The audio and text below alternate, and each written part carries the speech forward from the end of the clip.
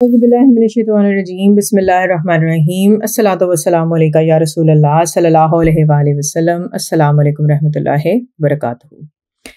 آج میں آپ کو درود شریف کے مشاہدات کا انسائکلوپیڈیا جو کہ حافظ محسن نے کتاب لکھی ہے اس سے درود شریف کا ایک واقعہ سنا رہی ہوں۔ محمد طارق اسلام احمد صاحب لکھتے ہیں کہ میں اپنے والد محترم کے ایک دوست کے پاس بیٹھا ہوا تھا۔ انہوں نے دینی باتیں شروع کر دیں۔ وقت گزرنے کے ساتھ ساتھ ان باتوں میں اتنی دلچسپی بڑھی کہ ماحول گرم ہو گیا۔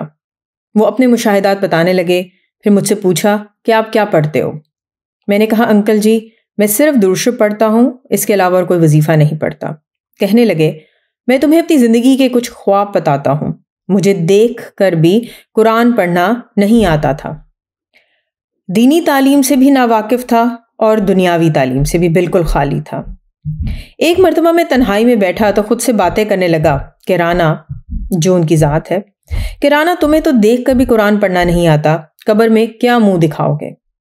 پھر میں اپنی آخرت کے بارے میں سوچنے لگا کہ ایسا کون سا عمل کروں کہ میری آخرت سنور جائے۔ انہی سوچوں میں گم تھا کہ اچانک میرے دل میں یہ خیال آیا کہ کیوں نہ وہ عمل کروں جو میرا رب اور اس کے فرشتے بھی کر رہے ہیں، یعنی محبوب خدا حضرت محمد مصطفیٰ صلی اللہ علیہ وآلہ وسلم پر درود شریف پڑھ رہے ہیں۔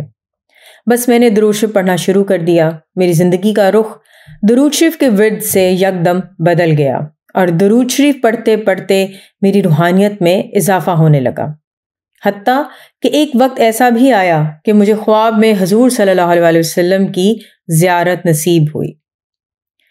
پھر حضرت بی بی پاک سیدہ خاتون رضی اللہ عنہ کی بھی زیارت نصیب ہوئی۔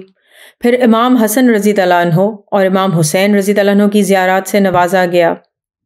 خواب میں ہی حضرت فاطمہ رضی اللہ عنہ کے مزار مبارک پر حاضری نصیب ہوئی اور اسی درود شریف کی برکت سے حضرت علی رضی اللہ عنہ کی صحبت میں بھی بیٹھا ہوں۔ میں نے جنت دوزخ بھی دیکھی ہے۔ آخری بات جو ان کی لاجواب کر گئی وہ یہ کہ جس وقت ہم یہ گفتگو کر رہے تھے تو اس دوران ان کی بیٹی آ گئی جس کی عمر تقریباً 10 سے 12 سال ہوگی۔ میں نے بچی کی طرف دیکھا تو اس میں عجیب سی کشش تھی۔ کہنے لگے بیٹا میری بیٹی دیکھی تم نے؟ میں نے کہا جی ہاں۔ کہنے لگے یہ میری بیٹی کی شکل حضرت امام حسین رضی اللہ عنہ کی بیٹی بی بی سیدہ صغرا رضی اللہ عنہ کی جیسی ہے۔ ان کی بات کا یقین مجھے اس طرح ہوا کیونکہ جب میری نگاہ اس بچی پر پڑی تھی تو ایک عجیب سی کشش اس کے چہرے پر دیکھی تھی میں نے۔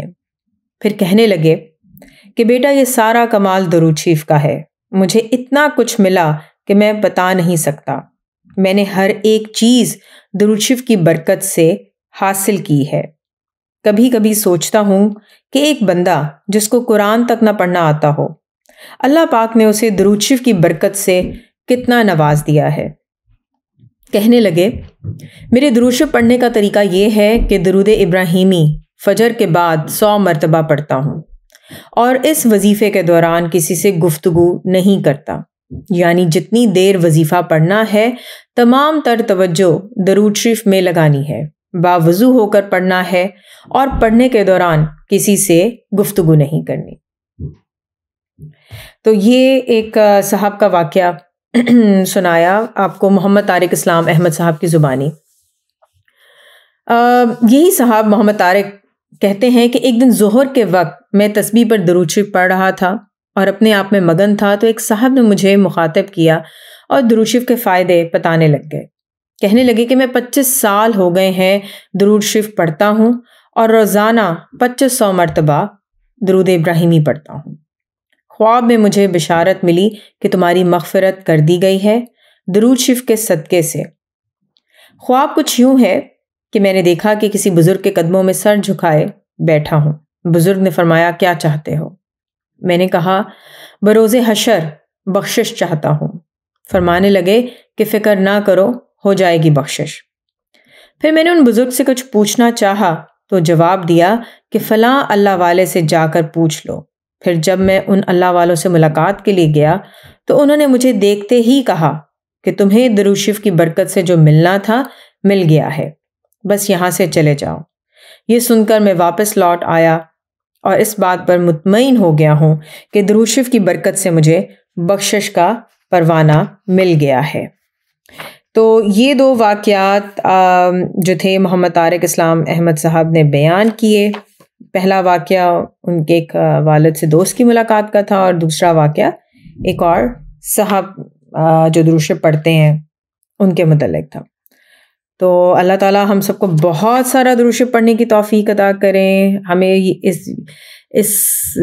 ایسا باعث بنائے کہ ہماری وجہ سے اور بہت سارے لوگ درود شریف پڑھیں، اور یہ نسلوں تک یہ پیغام چلتا رہے۔ الصلاۃ والسلام علیکہ یا رسول اللہ صلی اللہ علیہ وآلہ وسلم۔ السلام علیکم رحمۃ اللہ وبرکاتہ۔